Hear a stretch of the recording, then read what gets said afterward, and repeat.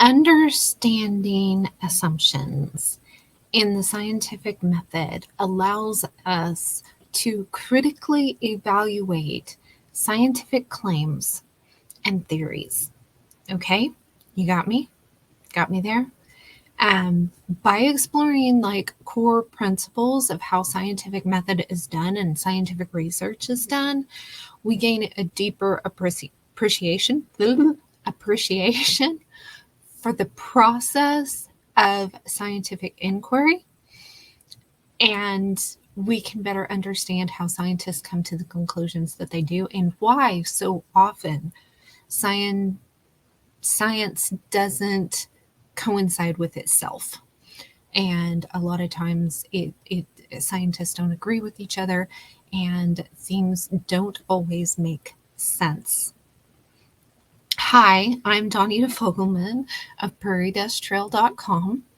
And yeah, today I'm going to go there. Scientific assumptions. There are a lot. As a matter of fact, you just about don't have, you really don't. In the scientific method, you don't have anything that you aren't assuming something. There are always some assumptions. And most of the time, assumptions are built upon assumptions, upon assumptions, upon assumptions. So whenever we're going through and we're saying, well, science says this and science says that, a lot of times it does. It's you have to step back from it, and you can. And my first question always is, what are they assuming? And I would turn off the notifications on my phone, but we're expecting a grandbaby any moment. If the dinging is annoying, I apologize, but we're going to deal with it today, because if she says it's time, we're having a grandbaby, then I'm going to be closing this booger down and we Zoom. Okay. So that's the way it is right now. Excitement. Hopefully, maybe by the time this is posted, grandbaby will be here. So we will see, because I will be scheduling this. I'm hoping to kind of get it done, and then I don't have to worry about it for the rest of the week, and we can just concentrate on goodies. So anyway, there are a lot of assumptions in science, and that is my very first question is, what assumptions are they making? And I am going to go through this today and hopefully help. Let's see if we can screen share. I'm going to screen share this. Okay, first let's go to the Bible here. Seek good and not evil, that you may live, and so the Lord, the God of hosts, will be with you, as you have said. Hate evil and love good, and establish justice in the gate. It may be that the Lord, the God of hosts, will be gracious to the remnant of Joseph. That's awesome, right? And then if we go to Genesis 1, we find the first thing in the Bible, that in the beginning God created the heavens and the earth. The earth was without form and void, and darkness was over the face of the deep, and the Spirit of God was hovering over the face of the waters. And God said, let there be light, and there was light. Okay, so the first thing he did was cause a frequency, and the first thing that was created was a frequency. So there was sound, he said, and then there was light. There was. So you have audio, visual right there at the beginning. So all of our assumptions are going to be based on that, right? And if we go to Answers in Genesis, definitely don't agree with them on everything, but they have the basic assumptions of creationism, because even creationism needs to have some assumptions, right? It's just, it is the way it is. The basic principle of creation is taken for granted. An understanding of the original creation can only be obtained through a biblical temper of mind. Okay, so yes, we admit as creationists, as intelligent design people, that we are basing things on the Bible, and we believe what the Bible said is true. That all of the firmament and the plane are what he said it is, right? And in the beginning was the Word, and the Word was with God, and the Word was God, and all things were made by him, and without him was not anything made that was made. There we go. Okay, so that's one of our assumptions. So that's a definite, that's period, end of story. We have assumptions, right? So we're gonna definitely start with that. Some of the understanding scientific assumptions here, we've got nature is orderly, and the laws of nature describe that order. We can know nature. All phenomenon have natural causes. Nothing is self-evident. Knowledge is derived from acquisition of experience. Knowledge is superior to ignorance. Okay, those are assumptions that are made.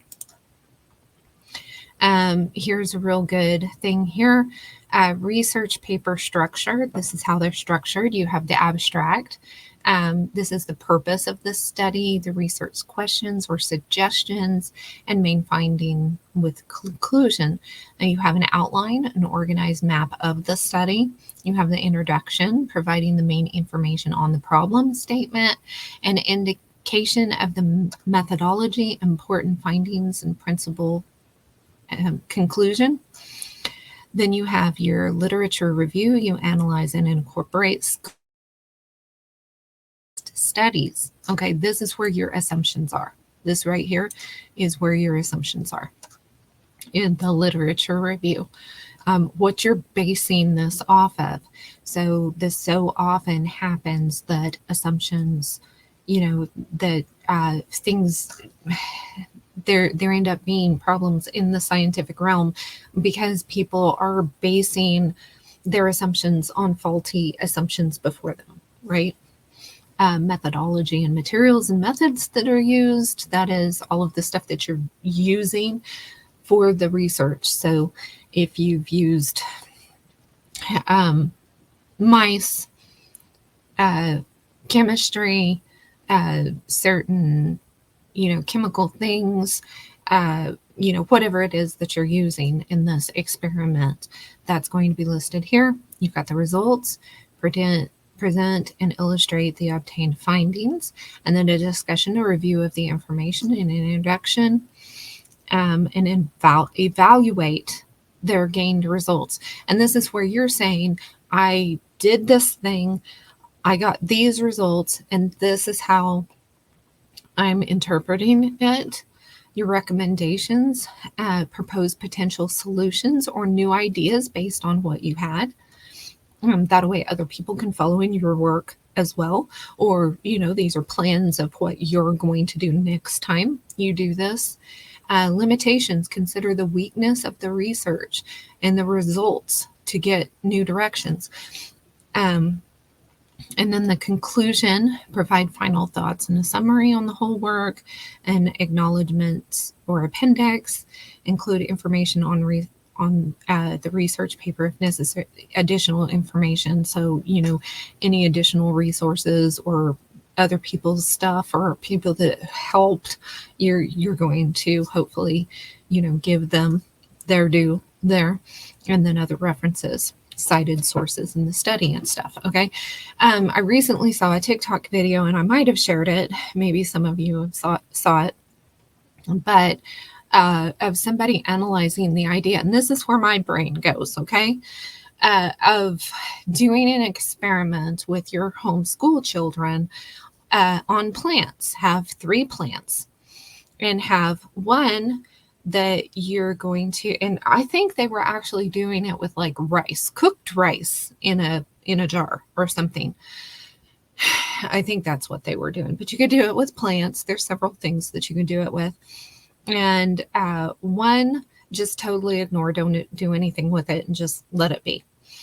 The next one, you're going to talk to it lovingly and tell it, I love you every day.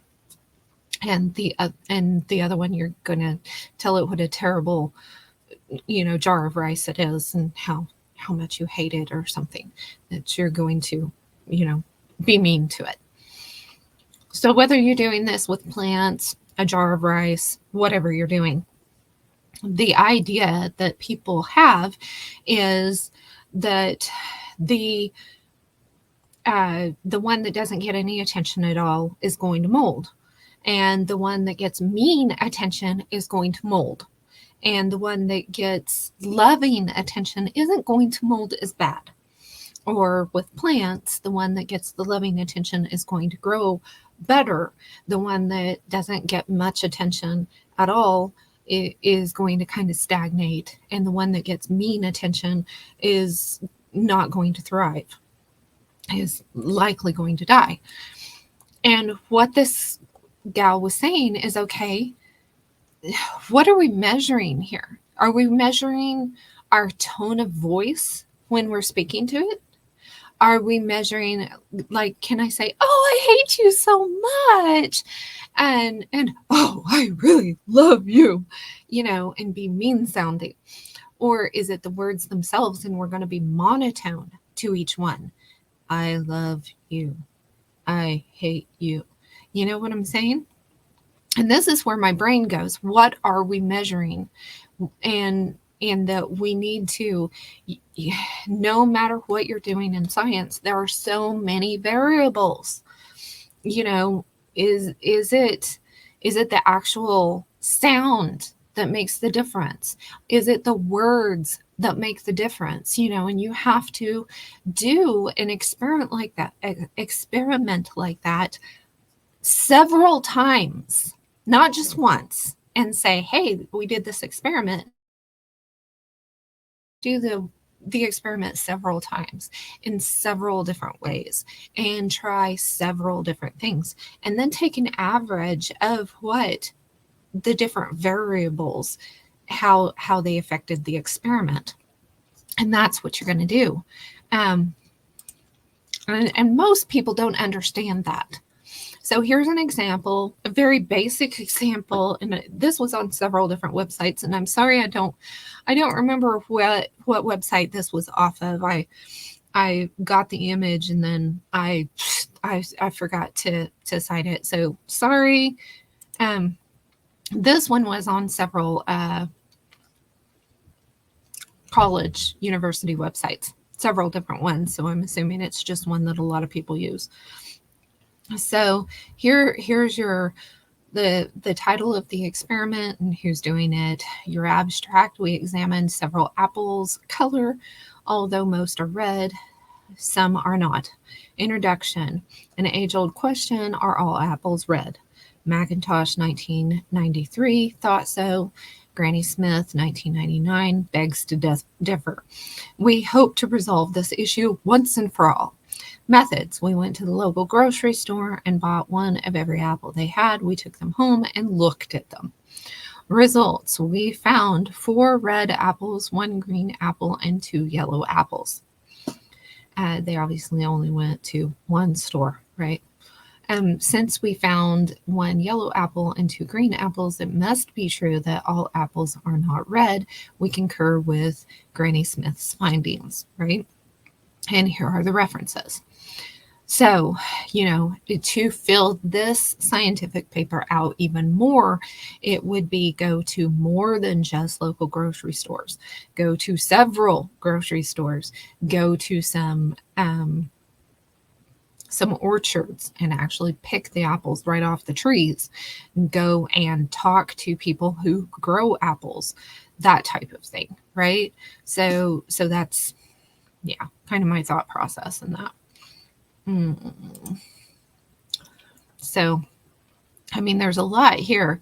Here's a scientific assumption. Science operates on the assumption that there are natural causes for things that happen in the world around us. And this is so funny because it's talking nature is orderly and the laws of nature describe that order.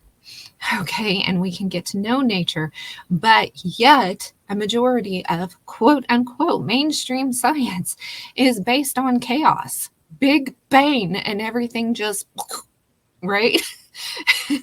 So it's like, oh, wait a minute, that is completely against the basic assumption, the basic widespread understood assumptions of science. So, but they do it anyway, right? And it's mainstream. For example, if a ball falls to the ground, science assumes that there must be a natural explanation for why the ball moves downward once it's released, which is also interesting that when a ball is dropped in space on this quote unquote space station, it also falls down. So, what's up with that? So, anyway, I'm being fun. Assumptions are often made in experiments to simplify complex systems and make them more manageable. That is totally understandable. Assumptions should be listed though. And if you're basing an experiment or research, some research off of somebody else's research, then you need to find out what their assumptions were in the first place too, and find out if their assumptions were good assumptions, or if they were fallible. So Stanford Encyclopedia of Philosophy goes through the scientific. Science is an enormously successful human enterprise.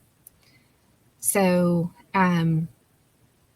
it's systematic observation and experimentation. And lo and behold, we get down here. Overview. I know it was somewhere. I'm recording. What are you doing? I am quiet. You are being quiet? Okay. Oh, delivering my laundry. Thank you, dear. Okay. Science was. I know it was in here somewhere. Okay. No baby yet. Yes, I'm seriously watching every second. She's not thinking it's going to be today. I've got a hair appointment tomorrow, so we've got craziness. Somebody on, and this is just totally off the wall, somebody on TikTok actually made fun of my of the alopecia. And yes, I struggle with alopecia, and I have since I was a teen. But I've got all these wonderful little baby hairs here. I've been taking good care of myself, taking my supplements, using no poo shampoo and all that kind of stuff. And then I had somebody on TikTok making fun of me. I'm like, oh goodness, person, get a life, right? Anyway, I'm pretty sure this one, if all else fails, Control F. There we go.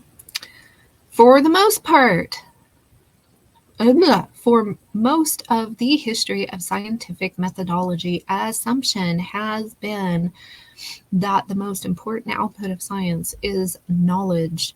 And so the aim of methodology should be to discover those methods by which scientific knowledge is generated, thereby assuming that the narrative categories and classificatory pigeonholes applied to the latter and are also basic to the former. There's so much of this stuff that doesn't.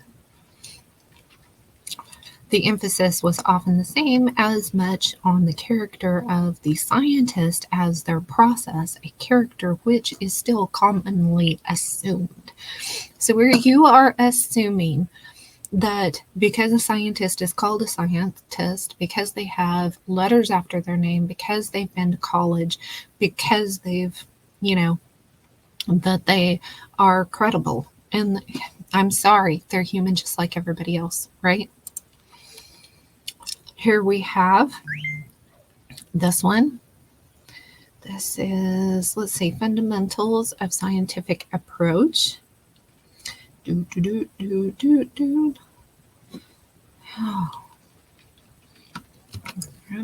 do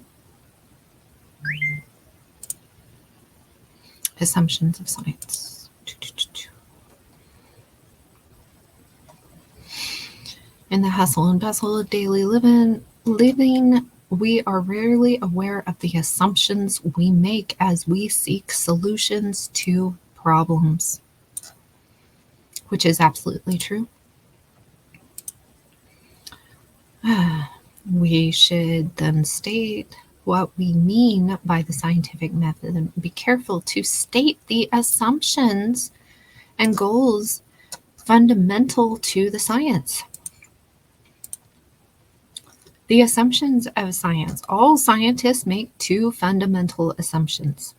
One is determinism, the assumption that all events in the universe, including behavior, are lawful and orderly, which is just so funny to me.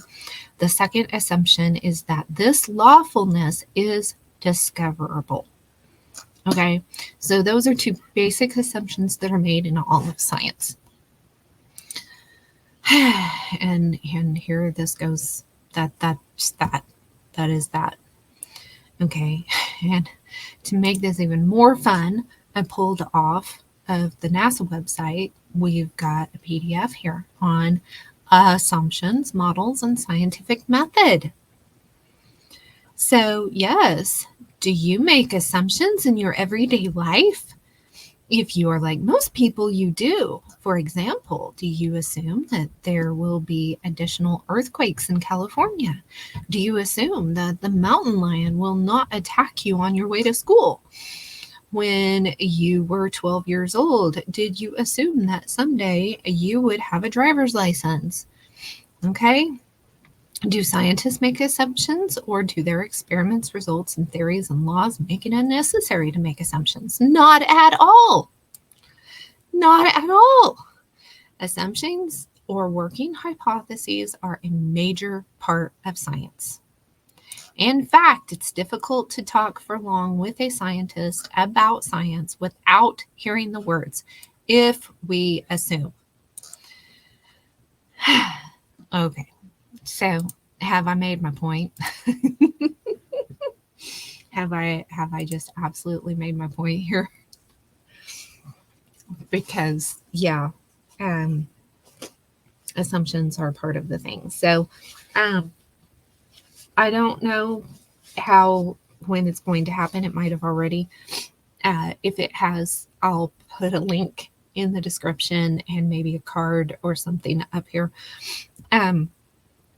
But as of today, Shelley and I talk about genetics and on Hopefully Alive, if the tech works right. Hopefully it will be up by the time this is. So hopefully I'll have a link below with that. But whenever we talk about anything like that, scientific basis, we've got to realize that there are a lot of assumptions. So let's see, something that I did not pull up was, people have been talking about the Cabbage Patch Babies a lot lately. I mean, the Lord has just like, hey guys, remnant of mine, what about Cabbage Patch Babies? And everybody's going, yeah, Lord, what about Cabbage Patch Babies? So, we've all been on it. I mean, Shelley and I were talking about this with some other ladies. And then all of the sudden, we see a whole bunch of videos start popping up on those. I do think Mind Unveiled may have had their videos up before we started talking about it very in depth anyway, because they've got a whole series up. But I had not been following them for quite a while. I really liked their stuff, but I had not been following them for quite a while. Some of it gets just a little new agey, and they're long, and it's hard to find the time. And you guys who stick with my videos for a long period of time, I love you to pieces. But they get very long, and a majority of people don't watch past about this about 25 minutes. A majority of people don't make it this far. So if you did, you need a medal. I take the little medal and put it on you. You deserve it. But Mind Unveiled has really in-depth, great research, and they've even got a book out now specifically on Cabbage Patch Babies. So they probably were really talking about it before we were. But all of a sudden, they've got all these videos, this huge playlist of videos on Cabbage Patch Babies, the book out, and other people are picking up. And there's been, Now You See TV did a good synopsis of the research that Mind Unveiled did with a biblical perspective, which was great. Again, it was long, but it was really good. So if you don't have time to watch all of those, then pull up Now You See TVs, and theirs was really good. They did a good job with it. But, whenever we're talking about that, then there's this graph that pops up that supposedly the population of the world stayed around, 1-2 million for thousands of years. And then all of a sudden, at the end of the 1800s, beginning of the 1900s, it skyrocketed. And now we're quote unquote overpopulated, right? But the postcards, a lot of the postcards that Mind Unveiled was pulling up and sharing said in that pretty Victorian writing with the pictures of the cabbage patches and the babies, it had this pretty Victorian print, help us repopulate. So if there never was that much of a population, why would they be needing to repopulate? Okay, so yeah, I think that's baloney. And Catherine and I had a live stream, which was actually just a few minutes ago, but I posted it on Monday. And we posted that live on Facebook, and we were talking about, because I had got her a Cabbage Patch doll whenever she was like 3 or 4 years old, about the age of her little girl right now. And then at some point in time, whenever I had purged the toys, I had gotten rid of it. And part of the reason that I chose to go ahead and get rid of that was because I had heard something bad about the Cabbage Patch company. And I don't remember now what it was that I had heard that was going around the homeschool movement about the Cabbage Patch, but I got rid of it and busted her little heart. And, bad mom moment, bad mom. But she obviously has lived through it. And I've thought about getting a little Cabbage Patch doll for the granddaughter, because they are cute. I never got to have one. I didn't rate, but I'd almost like to get me one. And as far as, don't come at me about these companies, because there's probably not a company out there that you can buy a toy from that kind of wicked intentions behind it somewhere. That's just the world we live in today. So,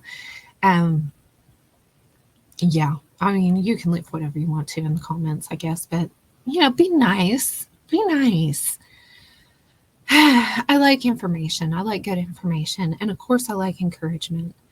If you're just going to be grouchy, then just, why are you even watching if you're going to be grouchy? But anyway, yeah, we talked about that and the dolls, and the Mind Unveiled, they did a tour of the little Cabbage Patch doll hospital and showed the birth of the Cabbage Patch doll out of the mother tree thing. And oh my goodness, the symbolism. Ooh, the symbolism. But it's what's behind it all, other than a bunch of shmish and stuff, right? What's behind it all? Why did they feel like they needed to repopulate? What depopulated, right?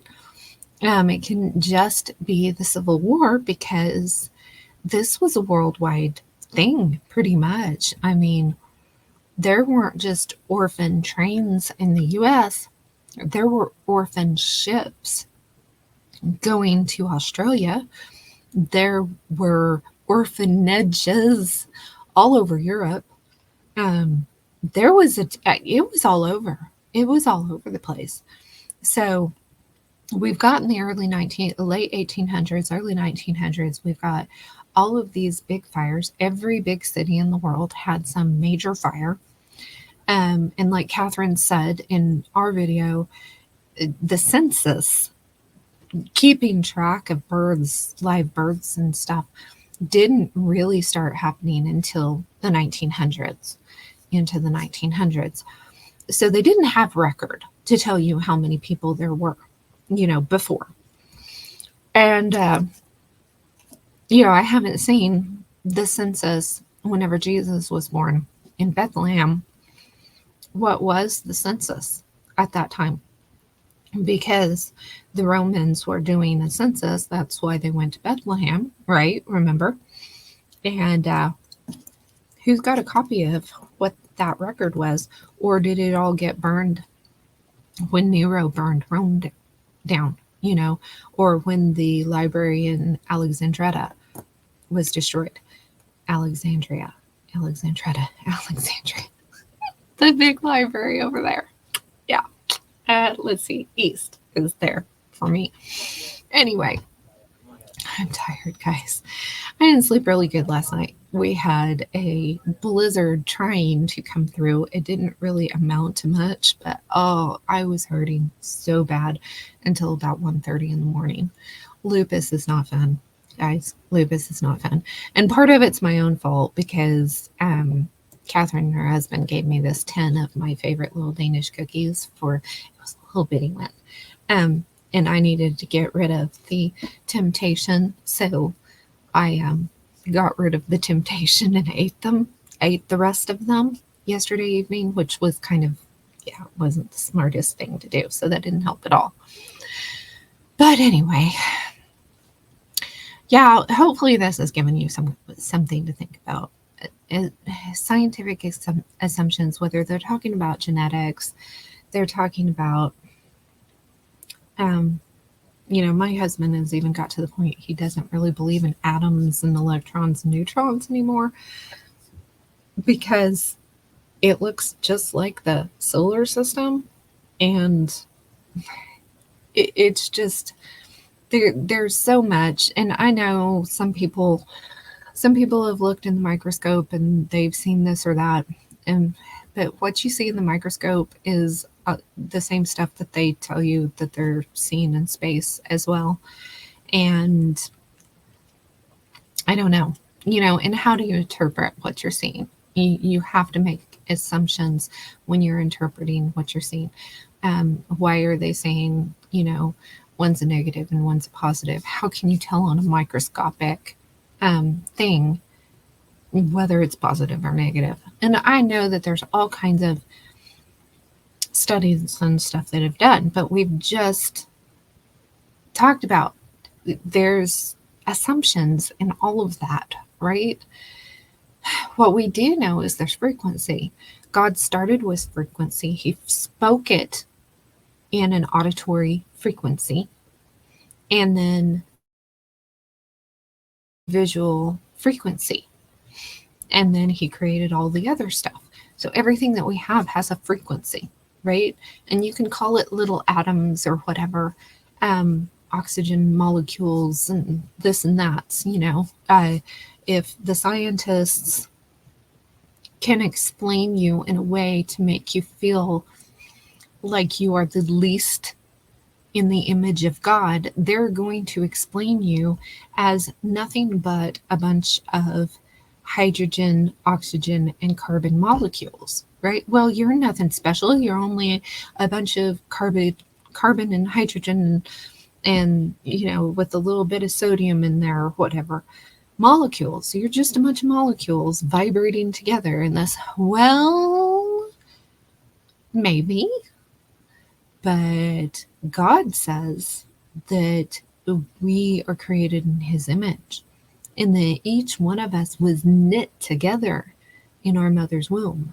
That you took genetic information from a dad and genetic information from a mom, and God was the one who chose which genetic information was going to become you.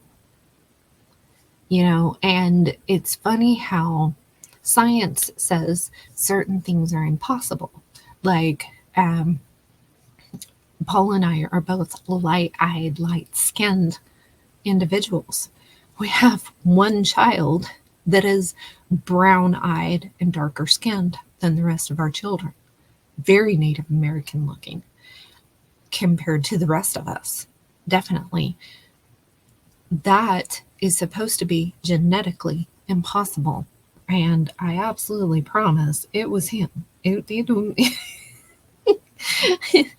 was my Scottish hooky husband that's the daddy of that child. So, whenever they say impossible, then, step away a little bit from them and say, okay, is it really though? Is it really? Or are you just assuming? And when we're talking about like Neanderthals and caveman and these old skeletons and stuff, there's a lot of assumptions that go into how old these are and things. And taking the data just as it is and presenting it to the world is a hard thing to do because not everybody knows how to interpret the data, in different ways. And not everybody can even look at these scientific papers and really understand what's going on.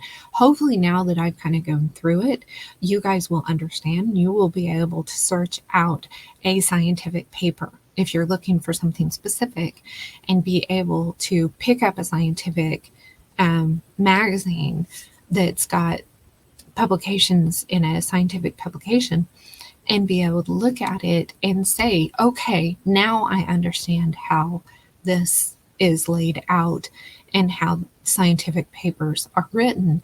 Now I understand how the information is there, and how to take that further.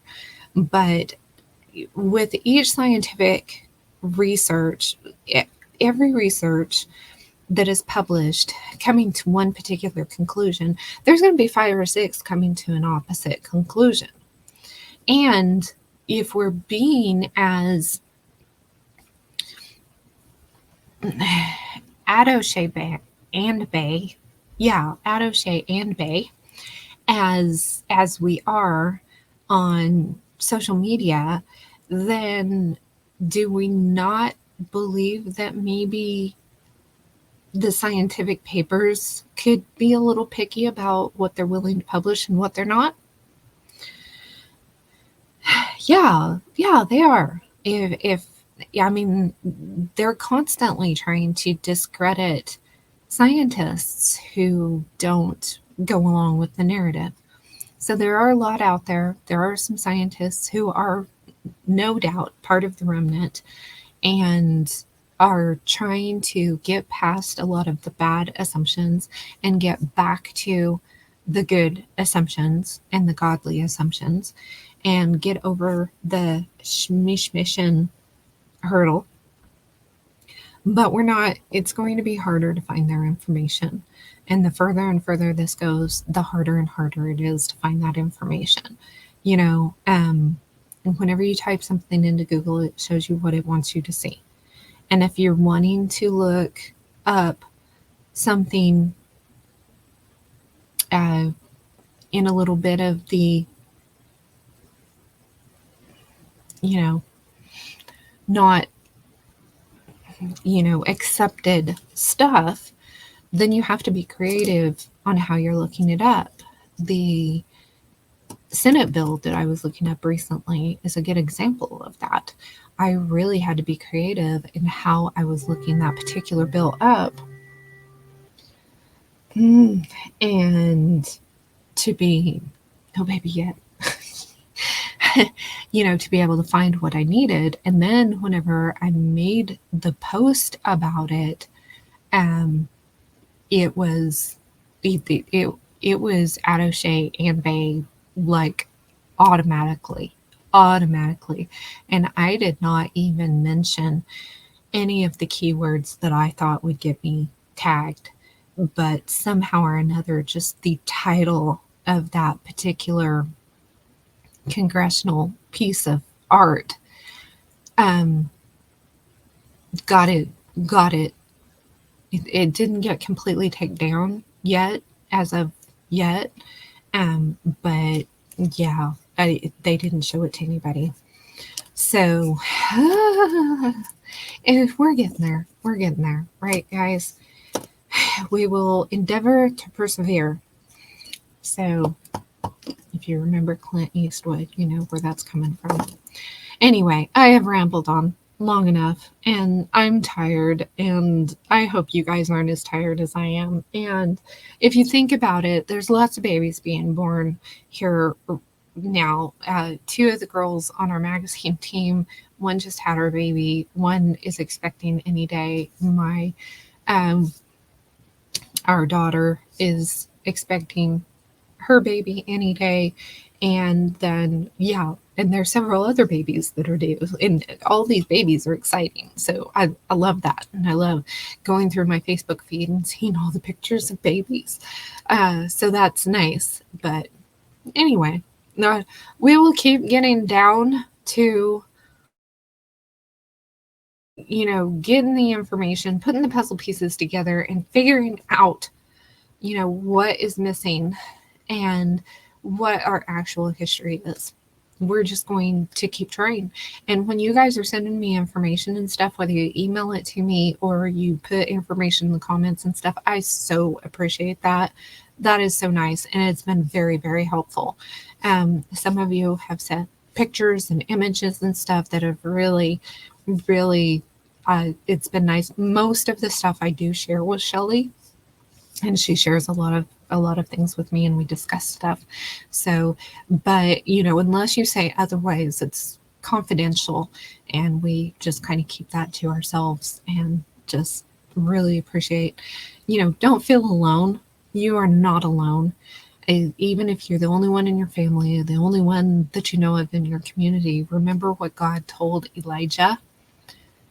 I've got more of my people over here doing other things that you just don't know about. You do what God tells you to do and let him handle the rest of it. But know that you are not alone. We are here with you. So anyway, I'm going to go ahead and let this go. Sorry that I'm so rambly with this one. Like I said, it's just, it's been kind of crazy lately. But remember, you can make it through the dust storms of life with God's divine help.